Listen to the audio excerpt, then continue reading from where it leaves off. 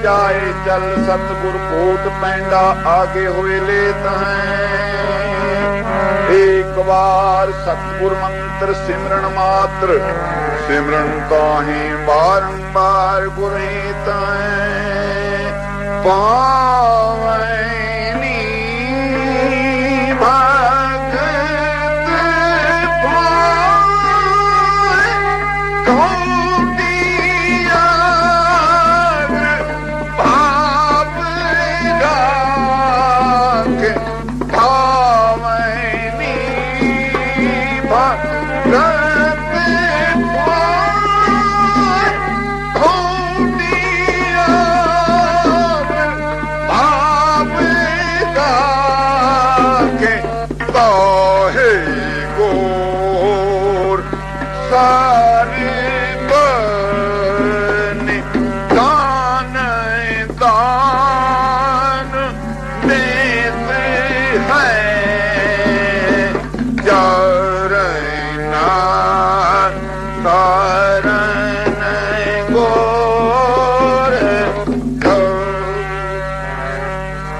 सतगुरु दी साजी नवाजी साध संगत अपनी मनबिरती इकागर करने वास्ते रसना पवित्र करन लगी। गज के आखो धन सतगुरु प्रताप सिंह गुरमुखो।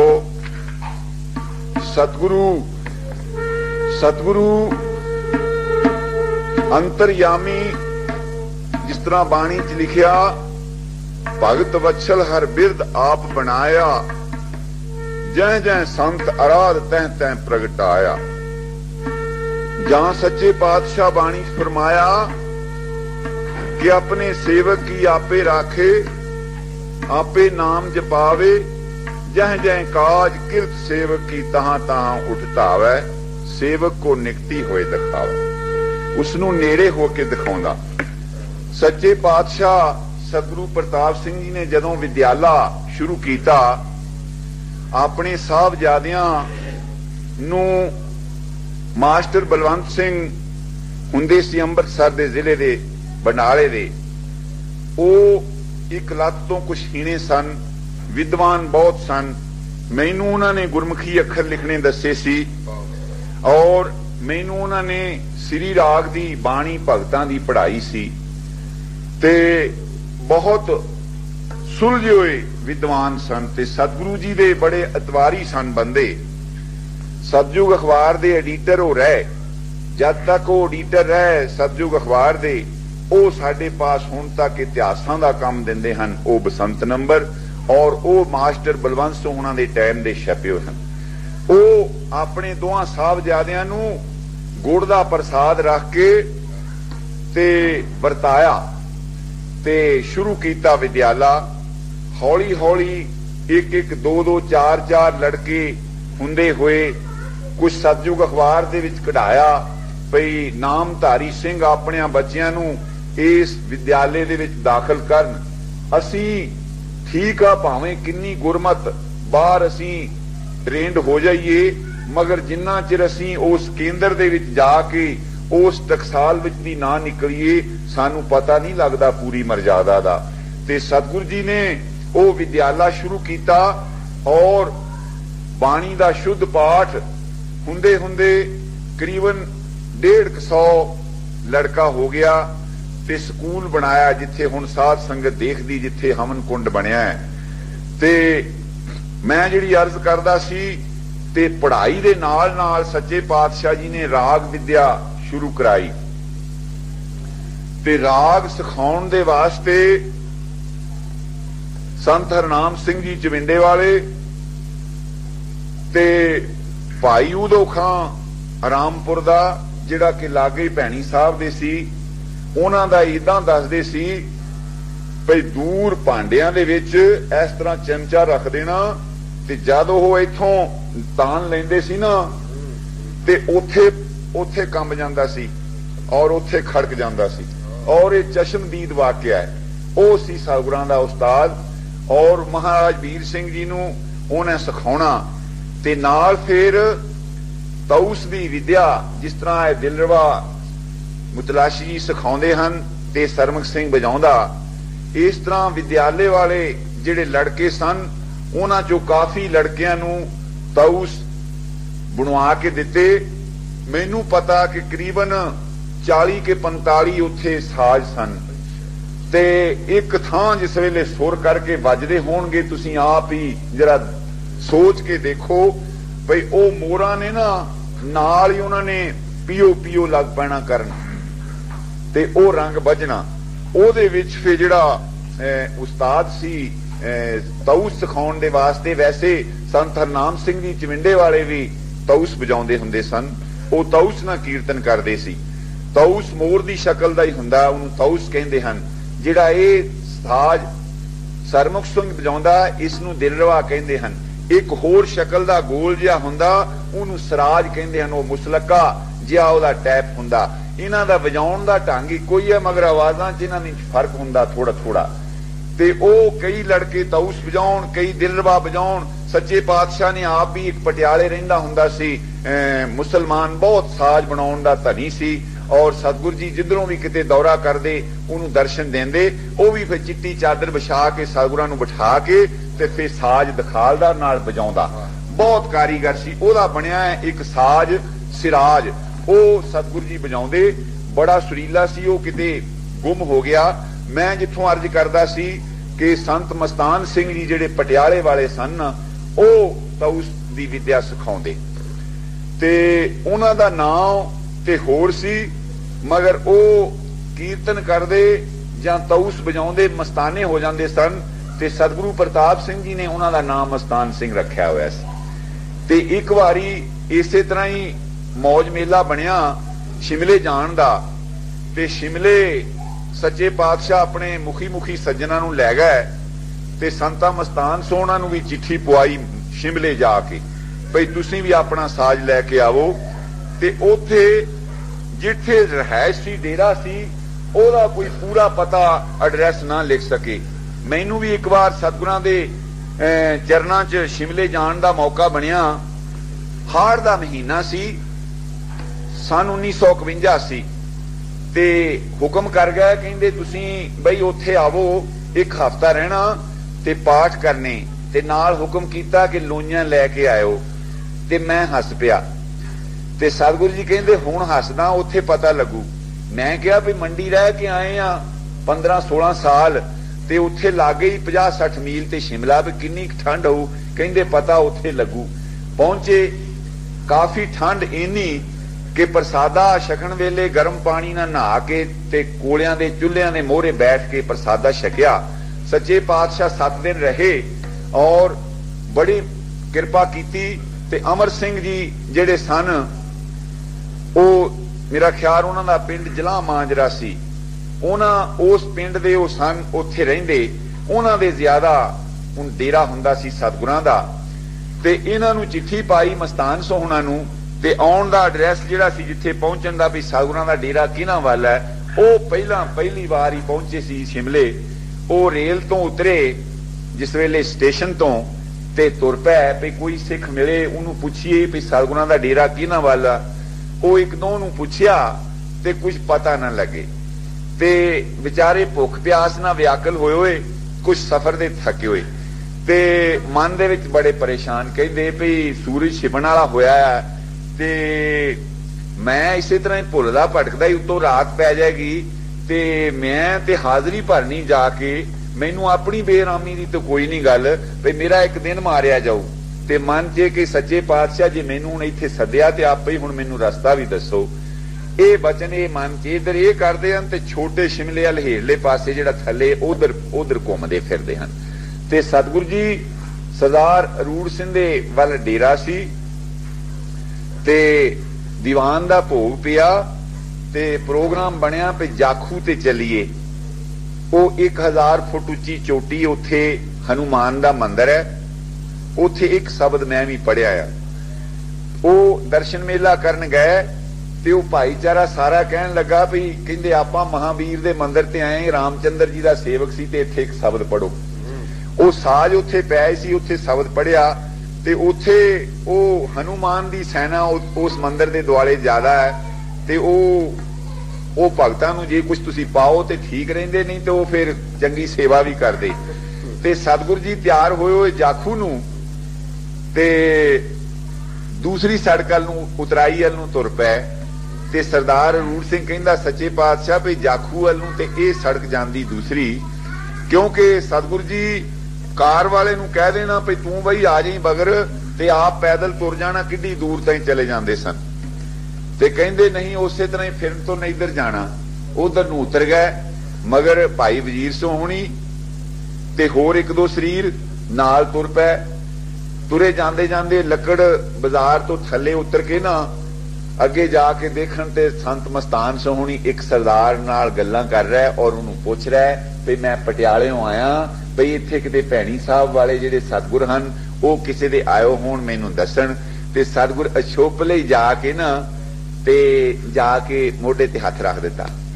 ਜਦ ਮੁੜ ਕੇ ਦੇਖਣ ਤੇ ਸਤਿਗੁਰ ਜੀ ਤੇ ਫੇਰ ਰਾਗੀ ਤੋਂ ਸੀਗੇ ਹੀ, ਉਹਨਾਂ ਨੇ ਫਿਰ ਇਹੀ ਪੰਕਤੀ ਕਹੀ, ਚਰਨਾ ਸਰਨ ਕੋਰ, ਚਰਨਾ ਸਰਨ ਕੋਰ, ਏਕ ਪੈਂਡਾ ਜਾਏ ਚਾਲ, ਏਕੋ ਪੈਂਡਾ ਜਾਏ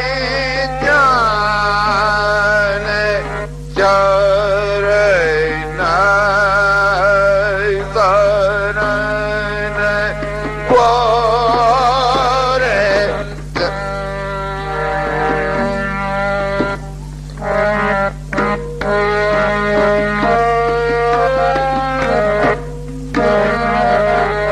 ਚਰਨਾ ਸਰਨ ਕੋਰ, ਏਕ ਪੈਂਡਾ ਜਾਏ ਚਾਲ, ਏਕ ਪੈਂਡਾ ਜਾਏ ਚਾਲ, ਸਾਤ ਗੋਰੇ ਕੋਟ ਪੈਂਡਾ।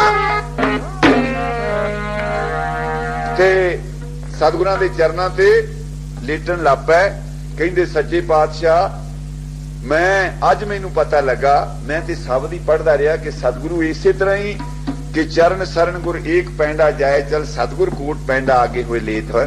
ਮੈਂ ਤੇ ਲੋਕਾਂ ਤੋਂ ਰਸਤਾ ਪੁੱਛਦਾ ਸੀ, ਤੁਸੀਂ ਆਪ ਹੀ ਕਿਰਪਾ ਕਰਕੇ ਮੈਨੂੰ ਆ ਕੇ ਰਸਤਾ ਦੱਸਿਆ।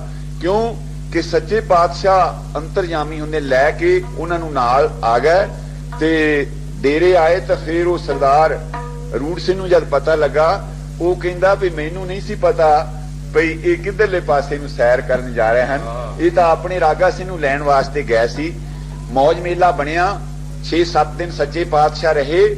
ਭਾਈ ਸਾਹਿਬ ਭਾਈ ਕਾਨ ਸਿੰਘ ਨਾਭਾ ਔਰ ਆਲਮ ਜੀ ਚੱਕਰਵਰਤੀ ਜੀ, ਵਿਦਵਾਨ ਭਗਤ ਸਿੰਘ ਜੀ ਦਾਤੇ ਵਾਲੀਏ ਨਾਲ ਰੋਜ਼ ਗੁਰਬਾਣੀ ਤੇ ਵਿਚਾਰ ਹੁੰਦਾ ਔਰ ਬਹੁਤ ਸੁਚੱਜੇ ਢੰਗ ਦੇ ਨਾਲ ਤਕਰੀਰਾਂ ਹੁੰਦੀਆਂ। ਬਹੁਤ ਸਰੀਰਾਂ ਨੇ ਮਾਸ ਸ਼ਰਾਬ ਛੱਡ ਕੇ ਭਜਨ ਪੁੱਛਿਆ ਤੇ ਸਤਿਗੁਰੂ ਜੀ ਉੱਥੋਂ ਤਿਆਰ ਹੋ ਕੇ ਤੇ ਫਿਰ ਥੱਲੇ ਮੈਦਾਨੀ ਇਲਾਕੇ ਵੱਲ ਆ ਗਏ। ਤੇ ਇੱਕ ਸ਼ਾਹਪੁਰ ਆਪਣੇ ਫਲੌਰ ਦੇ ਲਾਗੇ ਇੱਥੇ ਦਾ ਇੱਕ ਸੋਭਾ ਸਿੰਘ ਨਾਮ ਦਾ ਸਿੰਘ ਸੀ, ਉਹ ਬਹੁਤ ਬਿਮਾਰ, ਤੇ ਉਸ ਨੂੰ ਡਾਕਟਰਾਂ ਨੇ ਜਵਾਬ ਦੇ ਦਿੱਤਾ। ਤੇ ਇੱਕ ਦਿਨ ਅਰਦਾਸ ਕੀਤੀ, ਉਧਰੋਂ ਪ੍ਰਯੋਗਾਂ ਦਾ ਮੇਲਾ ਸ਼ੁਰੂ। ਅਰਦਾਸ ਕੀਤੀ ਕਿ ਸੱਚੇ ਪਾਤਸ਼ਾਹ ਜੇ ਬਖਸ਼ਿਸ਼ ਕਰੋ ਤੇ ਮੈਂ ਵੀ ਦਰਸ਼ਨ ਕਰ ਸਕਾਂ, ਪਰ ਮੈਨੂੰ ਤੇ ਡਾਕਟਰਾਂ ਹਕੀਮਾਂ ਨੇ ਵੀ ਜਵਾਬ ਦੇ ਦਿੱਤਾ ਤੇ ਮੈਂ ਬਾਣੀ ਚ ਪੜ੍ਹਦਾ ਸੁਣਦਾ ਤੇ ਰਿਹਾ ਕਿ ਸਤਿਗੁਰੂ ਸੱਚਾ ਵੈਦ ਹੈ, ਤੇ ਪਰ ਸਾਡਾ ਇਤਕਾਦ ਨਹੀਂ ਜੰਮਦਾ ਤੇ ਮੇਰੇ ਤੇ ਬਖਸ਼ਿਸ਼ ਕਰੋ। ਰਾਤ ਨੂੰ ਉਸ ਨੂੰ ਦਰਸ਼ਨ ਦਿੱਤੇ। ਇਸ ਤਰ੍ਹਾਂ ਚਿਤ ਵਧਾ, ਇਹ ਮੈਂ ਆਪਣੇ ਸਰੀਰ ਤੇ ਵਰਤ ਕੇ ਦੇਖਿਆ। ਜਿਹਨੂੰ ਯਾਦ ਕਰੀਏ ਨਾ ਸੱਚੇ ਦਿਲੋਂ ਤੇ ਫਿਰ ਗੱਲ ਕੀ ਹੈ ਵੀ ਸਤਿਗੁਰੂ ਕਿਸੇ ਬੰਦੇ ਨੂੰ ਯਾਦ ਕਰੀਏ ਉਹ ਆ ਜਾਂਦਾ ਹੈ, ਤੇ ਸਤਿਗੁਰੂ ਨੂੰ ਯਾਦ ਕਰੀਏ, ਕਦੀ ਉਹ ਨਹੀਂ ਆ ਸਕਦਾ। ਸਤਿਗੁਰੂ ਜੀ ਨੇ ਦਰਸ਼ਨ ਦਿੱਤੇ, ਕਹਿਣ ਲੱਗੇ ਸੋਭਾ ਸਿੰਘ ਉੱਠ ਤਕੜਾ ਹੋ ਤੇ ਤੂੰ ਜ਼ਰੂਰ ਮੇਲੇ ਤੇ ਆਵੀਂ। ਘਰਦਿਆਂ ਨੂੰ ਵਾਰਦਾਤ ਦੱਸੀ ਤੇ ਉਹ ਕਹਿੰਦੇ ਵੀ ਤੇਰਾ ਤਾਂ ਕੋਈ ਬਚਨ ਦਾ ਲੱਲ ਨਹੀਂ। ਉਹ ਕਹਿੰਦਾ ਬਸ ਸਤਿਗੁਰਾਂ ਨੇ ਮੈਨੂੰ ਦਰਸ਼ਨ ਦਿੱਤਾ, ਮੈਂ ਤਕੜੇ ਹੋ ਜਾਣਾ। ਬਗੈਰ ਦਵਾਈ ਤੋਂ ਦੂਸਰੇ ਤੀਸਰੇ ਦਿਨ ਨਾ ਖੇਤਾਂ ਵੱਲ ਫਿਰਨ ਤੁਰਨ ਚਲੇ ਗਏ ਔਰ ਚੌਥੇ ਪੰਜਵੇਂ ਦਿਨ ਸਤਿਗੁਰਾਂ ਦੇ ਦਰਸ਼ਨ ਕੀਤੇ।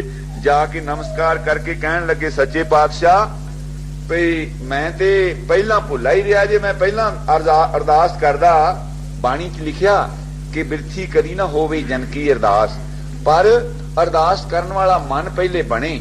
ਜਿਸ ਤਰ੍ਹਾਂ ਅਸੀਂ ਕੋਈ ਟੈਲੀਫੋਨ ਹੀ ਹੈ, ਦੇਖ ਲਓ, ਸਾਰਾ ਕੁਝ ਹੀ ਠੀਕ ਹੋਵੇ, ਉਹਦੇ ਸਾਰਾ ਕੁਝ ਠੀਕ ਹੁੰਦਿਆਂ ਹੀ ਅਗਲੇ ਪਾਸੇ ਗੱਲ ਨਹੀਂ ਪਹੁੰਚਦੀ। ਉਹ ਦੂਸਰੇ ਕਹਿਣਗੇ ਜੀ ਅਸੀਂ ਤਾਂ ਤੁਹਾਨੂੰ ਕਈ ਵਾਰੀ ਫੋਨ ਕੀਤਾ ਸੀ, ਤੁਹਾਨੂੰ ਪਤਾ ਨਹੀਂ ਕਿਉਂ ਨਹੀਂ ਮਿਲਿਆ। ਕਿਉਂ? ਉਹਦੇ ਕੁਨੈਕਸ਼ਨ ਦੇ ਵਿੱਚ ਫਰਕ ਹੈ। ਇਸੇ ਤਰ੍ਹਾਂ ਹੀ ਸਤਿਗੁਰ ਦੇ ਨਾਲ ਜਿਸ ਵੇਲੇ ਸਾਡਾ ਕੁਨੈਕਸ਼ਨ ਥਰੂ ਹੋ ਜਾਂਦਾ ਹੈ, ਫਿਰ ਜਿਹੜੀ ਵੀ ਮਰਜ਼ੀ ਅਰਦਾਸ ਕਰੋ ਉਹ ਸਤਿਗੁਰ ਦੇ ਚਰਨਾਂ 'ਚ ਪਹੁੰਚਦੀ ਹੈ। ਇਹਦੇ ਨਾਲ ਹੀ ਇੱਕ ਮੈਨੂੰ ਵਾਰਤਾ ਯਾਦ ਆਈ, ਕਿਉਂਕਿ ਮੈਂ ਤੁਕ ਪੜ੍ਹ ਰਿਹਾ ਸੀ, ਸਤਿਗੁਰੂ ਦਇਆਨਿਧ ਮਹਿਮਾ ਅਗਾਧ ਬੋਧ, ਨਮੋ ਨਮੋ ਨਮੋ ਨਮੋ ਨੇਤ ਨੇਤ ਨੇਤ ਹੈ।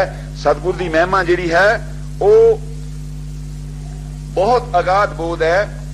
ਰੁਪਾਣੇ ਪਿੰਡ ਦੇ ਦੋ ਸਿੰਘ ਪਿਓ ਪੁੱਤਰ, ਪਿਓ ਦਾ ਨਾਮ ਉੱਤਮ ਸਿੰਘ ਤੇ ਪੁੱਤਰ ਦਾ ਨਾਮ ਅਰਜਨ ਸਿੰਘ। ਇਹ ਕਿਸੇ ਖੂਨ ਦੇ ਕੇਸ ਦੇ ਵਿੱਚ ਆ ਗਏ, ਗਲਤੀ ਨਾਲ ਬੰਦਾ ਮਾਰਿਆ ਗਿਆ ਤੇ ਕੇਸ ਇਹਨਾਂ ਤੇ ਚੱਲ ਪਿਆ।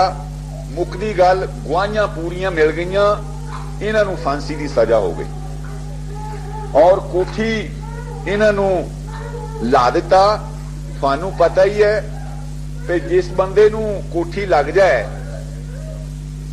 ਕੋਠੀ ਜਿਹਨੂੰ ਲਾ ਦਿੱਤਾ ਜਾਏ, ਆ ਪਿੱਛੇ ਜਾਈ ਮੈਂ ਇੱਕ ਅਖਬਾਰ ਦੇ ਵਿੱਚ ਪੜ੍ਹਿਆ, ਜਿਹੜੇ ਪੱਤਰਕਾਰ ਹੁੰਦੇ ਨਾ ਉਹ ਵੀ ਬੜੀ ਦੂਰ ਦੂਰ ਤੋਂ ਜਾ ਕੇ ਖੋਜਾਂ ਕਰਦੇ। ਉਹ ਕੋਈ BBC ਲਿਖਾਰੀ, ਉਸ ਨੇ ਜਾ ਕੇ ਦੇਖਿਆ ਵੀ ਜਿਨ੍ਹਾਂ ਨੂੰ ਫਾਂਸੀਆਂ ਦੀ ਸਜ਼ਾ ਹੋਈ ਹੋਊ ਉਹਨਾਂ ਦਾ ਮਨ ਦੇ ਕੀ ਭਾਵ ਹੋਣ, ਉਹ ਜਾ ਕੇ ਪਤਾ ਕਰੀਏ। ਉਹ ਜੇਲਰ ਨੂੰ ਮਿਲ ਕੇ ਤੇ ਉੱਥੇ ਗਈ, ਨਾ ਉਹਨਾਂ ਦੀਆਂ ਫੋਟੋ ਵੀ ਵਿੱਚ ਆਈਆਂ ਸਨ, ਕੱਲੇ ਕੱਲੇ ਨੂੰ ਮਿਲੀ ਔਰ ਉਹਨਾਂ ਨੂੰ ਪੁੱਛਿਆ ਵੀ ਕੀ ਮਨ ਤੇ ਬੀਤਦੀ ਹੈ। ਉਹ ਜਿਹੜੇ ਕੋਈ ਗੁਰਬਾਣੀ ਨੂੰ ਮੰਨਣ ਵਾਲੇ ਸੀ ਉਹਨਾਂ ਪਾਸ ਗੁਰਬਾਣੀ ਦੇ ਗੁਟਕੇ, ਜਿਹੜੇ ਹਿੰਦੂ ਮਤ ਵਾਲੇ ਸੀ ਉਹਨਾਂ ਪਰ ਰਾਮਾਇਣ, ਜਿਹੜੇ ਕੋਈ ਮੁਸਲਮਾਨ ਸੀ ਉਹਨਾਂ ਪਰ ਕੁਰਾਨ ਸ਼ਰੀਫ, ਜਿਹੜੇ ਕੋਈ ਈਸਾਈ ਮਤ ਨੂੰ ਮੰਨਣ ਵਾਲੇ ਉਹਨਾਂ ਪਰ ਬਾਈਬਲ, ਇਸ ਤਰ੍ਹਾਂ ਦੀਆਂ ਚੀਜ਼ਾਂ। ਤੇ ਔਰ ਉਹਨਾਂ ਦੇ ਜਾ ਕੇ ਦੇਖਿਆ। ਉਹ ਹੁਣ ਜਿਸ ਬੰਦੇ ਨੂੰ ਪਤਾ ਵੀ ਮੈਂ ਕੋਠੀ ਲੱਗ ਗਿਆ, ਉਹਨੂੰ ਤੁਸੀਂ ਸੋਚ ਕੇ ਦੇਖੋ ਵੀ ਉਹਨੂੰ ਪਤਾ ਹੁੰਦਾ ਵੀ ਮੈਂ ਪਤਾ ਨਹੀਂ ਕਿਹੜੇ ਟਾਈਮ ਮੈਨੂੰ ਹੁਕਮ ਆ ਜਾਣਾ। ਤੇ ਮੈਨੂੰ ਉਹ ਦੱਸਦੇ ਹਨ, ਉਹਨਾਂ ਨੂੰ ਪੁੱਛਿਆ ਕਿ ਅਸੀਂ ਜਦੋਂ ਪੂਰਾ ਹੁਕਮ ਆ ਜਾਂਦਾ ਹੈ ਨਾ, ਅਸੀਂ ਉਦੋਂ ਇਹਨਾਂ ਨੂੰ ਦੱਸਦੇ ਨਹੀਂ, ਪਹਿਲਾਂ ਥੋੜੇ ਟਾਈਮ ਨਾਲ ਹੀ ਦੱਸਦੇ ਆ, ਪਹਿਲਾਂ ਨਹੀਂ ਦੱਸਦੇ। ਮਗਰ ਇਹ ਕਹਿੰਦੇ ਤਾੜ ਜਾਂਦੇ ਹਨ, ਸਾਡੇ ਵਰਤਾਓ ਤੋਂ ਹੀ ਤਾੜ ਜਾਂਦੇ ਵੀ ਸਾਨੂੰ ਹੁਕਮ ਆ ਗਿਆ ਕੋਈ ਉੱਪਰੋਂ। ਤੇ ਉਹ ਹੁਣ ਦੋਨੋਂ ਪਿਓ ਪੁੱਤਰ ਕੋਠੀ ਲੱਗੀ ਹੋਈ ਹੈ ਔਰ ਉਹਨਾਂ ਦੀ ਤਾਰੀਖ ਫਿਕਸ ਹੋ ਚੁੱਕੀ ਹੋਈ ਹੈ ਤੇ ਅਪੀਲ ਉਹਨਾਂ ਨੇ ਕੀਤੀ ਹੋਈ ਹੈ। ਵੈਸੇ ਤਾਂ ਰਾਤ ਨੂੰ ਹੁਣ ਦੁੱਖ ਦੇ ਵੇਲੇ ਕਹਿੰਦੇ ਕਾਮ ਪਰੇ ਹਰ ਸਿਮਰੀਏ ਐਸਾ ਸਿਮਰੋ ਨਿਤ।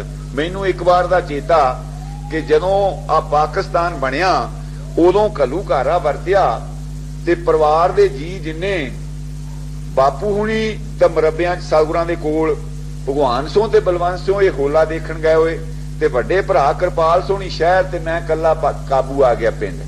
ਮੈਂ ਫੇਰ ਕੀ ਕਰਨਾ, ਪਾਣੀ ਧਾਣੀ ਉਹਨਾਂ ਨੂੰ ਪਿਲਾ ਕੇ ਗਊਆਂ ਨੂੰ ਤੇ ਫੇਰ ਕਣਕ ਚੰਗੀ ਮੱਲੀ ਵੀ ਸੀ, ਕਣਕ ਦੇ ਵਿੱਚ ਜਾ ਕੇ ਬੈਠ ਕੇ ਫੇਰ ਭਜਨ ਕਰਨਾ, ਬੜਾ ਮੋਟਾ ਮੋਟਾ ਭਜਨ ਫੁਰਨਾ ਤੇ ਮਨ ਵੀ ਲੱਗਣਾ ਤੇ ਮਨ 'ਚ ਸੋਚਣਾ ਭਈ ਸੱਚੇ ਪਾਤਸ਼ਾਹ ਭਈ ਪਹਾੜਾਂ ਵੱਲ ਫਿਰਦੇ ਰਹਿ, ਸਭ ਕੁਝ ਕਰਦੇ ਰਹਿ, ਵੀ ਹੁਣ ਜਦ ਮੌਕਾ ਆਇਆ ਤੇ ਮੈਂ ਇੱਥੇ ਕੱਲਾ ਕਾਬੂ ਆ ਗਿਆ, ਬਾਕੀ ਦੇ ਤੁਹਾਡੇ ਚਰਨਾਂ ਵਿੱਚ। ਸੋ ਔਖੇ ਵੇਲੇ ਬੜਾ ਭਜਨ ਹੁੰਦਾ ਤੇ ਰਾਤ ਨੂੰ ਉਹ ਪਿਤਾ ਜਿਹੜਾ ਉੱਤਮ ਸਿੰਘ ਉਹ ਭਜਨ ਵੱਖਰੇ ਵੱਖਰੇ ਕੋਹੜੀਆਂ 'ਚ ਹਨ ਤੇ ਭਜਨ ਕਰਦਾ, ਢਾਸਨਾ ਲਾਇਆ ਤੇ ਢਾਸਨਾ ਲੱਗੇ ਲੱਗੇ ਨਾ ਕੀ ਹੈਗਾ ਅੱਖ ਲੱਗ ਗਈ ਤੇ ਸੱਚੇ ਪਾਤਸ਼ਾਹ ਸਤਿਗੁਰੂ ਪ੍ਰਤਾਪ ਸਿੰਘ ਦੇ ਦਰਸ਼ਨ ਹੋਏ ਤੇ ਪੁੱਛਿਆ ਸੁਣਾਓ ਬਈ ਕੀ ਹਾਲ ਹੈ ਉੱਤਮ ਸਿੰਘ। ਤੇ ਕਹਿੰਦਾ ਇਦਾਂ ਹੀ ਉਹਨੇ ਆ ਕੇ ਦੱਸਿਆ, ਕਹਿਣ ਲੱਗਾ ਵੀ ਸੱਚੇ ਪਾਤਸ਼ਾਹ ਮਰੇ ਪਏ ਆ, ਹਾਲ ਕੀ ਆ, 3-4 ਦਿਨ ਬਾਕੀ ਰਹਿੰਦੇ ਆ, ਭਈ ਅਪੀਲ ਕੀਤੀ ਕੋਈ ਲੱਲ ਤੇ ਦਿਸਦਾ ਨਹੀਂ, ਉਗਵਾਈਆਂ ਸਾਡੇ ਤੇ ਪੂਰੀਆਂ ਭਰਪੂਰ ਹੋ ਚੁੱਕੀਆਂ ਤੇ ਹੁਣ ਹਾਲ ਕਾਹਦਾ ਹੈ। ਕਹਿੰਦੇ ਫਿਰ ਤਕੜੇ ਹੋਵੋ ਤੇ ਹੋਲੇ ਤੇ ਆਉਣਾ ਹੈ ਤੇ ਸਤਿਗੁਰ ਕਿਰਪਾ ਕਰੇਗਾ, ਤੁਹਾਨੂੰ ਨਹੀਂ ਕੋਈ ਵੀ ਫਾਂਸੀ ਦੇ ਸਕਦਾ। ਇਹਨਾਂ ਬਚਨ ਕਰਕੇ ਪੁਚਾਕਾ ਜਿਹਾ ਪਿਆ, ਅਲੋਪ ਹੋ ਗਿਆ। ਉਸ ਨੇ ਨਾਲ ਦੀ ਕੋਠੜੀ ਦੇ ਵਿੱਚੋਂ ਪੁੱਤਰ ਨੂੰ ਆਵਾਜ਼ ਮਾਰ ਕੇ ਜਗਾਇਆ ਕਿ ਅਰਜਨ ਸਿੰਘ। ਉਹ ਉੱਠਿਆ, ਕਹਿੰਦਾ ਕੀ ਗੱਲ ਆ? ਕਹਿੰਦਾ ਸਤਿਗੁਰ ਜੀ ਆਏ ਸਨ। ਤੇ ਕੀ ਹੁਕਮ ਹੋਇਆ? ਉਹ ਕਹਿੰਦੇ ਵੀ ਤੁਹਾਡੀ ਫਾਂਸੀ ਕੱਟੀ ਗਈ, ਤੁਸੀਂ ਹੋਲੇ ਤੇ ਆਉਣਾ ਹੈ। ਮਨ ਨੂੰ ਕੁਛ ਧੀਰਜ ਵੀ ਆਉਂਦੀ ਹੈ ਤੇ ਡਰ ਵੀ ਲੱਗਦਾ ਹੈ। ਤਾਂਹੀਓ ਖਬਰ ਜਾਂ ਦੂਸਰੇ ਦਿਨ ਅਪੀਲ ਸੀ, ਉਥੋਂ ਹੁਕਮ ਆ ਗਿਆ ਵੀ ਇਹ ਦੋਨੋਂ ਪਿਓ ਪੁੱਤਰ ਜਿਹੜੇ ਇਹਨਾਂ ਨੂੰ ਬਰੀ ਕੀਤਾ ਜਾਏ।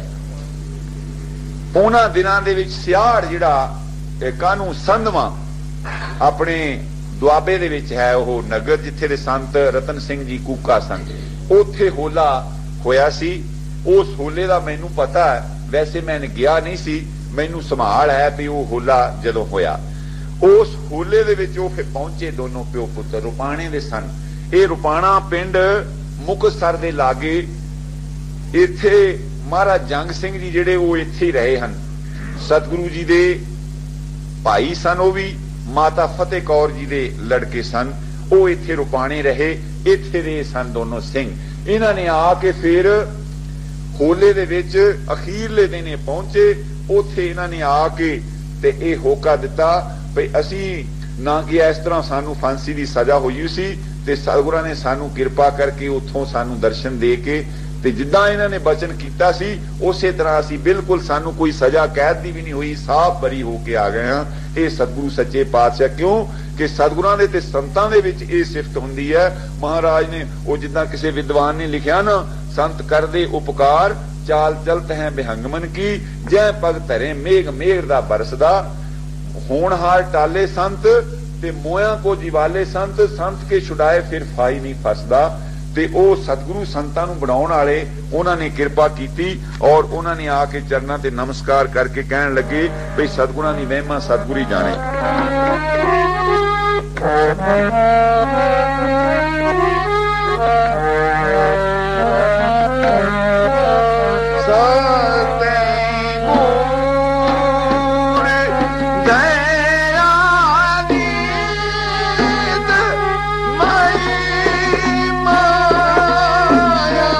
Bye.